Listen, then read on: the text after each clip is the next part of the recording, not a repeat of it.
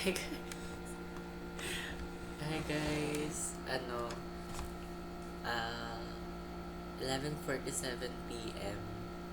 and April 17, 2024 ngayon.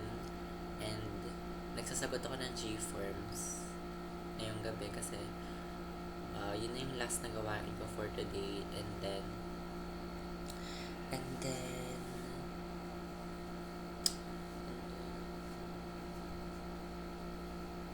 papasok ko siya bago mag-12. And then nandito yung mama ko. Nandito yung mama ko. Tapos si Dave. Si Dave. May pasok sila. Face to face. Ako bukas wala. So like, pwede ako magpuyat. Yun lang. Gusto ko sabihin. And grabe, isang oras lang tulog ko ngayong araw. Pero, kanina na pumasok, face to face. Isang oras lang tulog ko.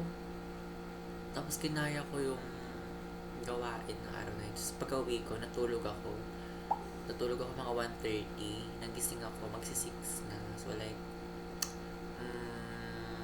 siguro mga halos 5 hours din yung tulog ko kaninang hapon.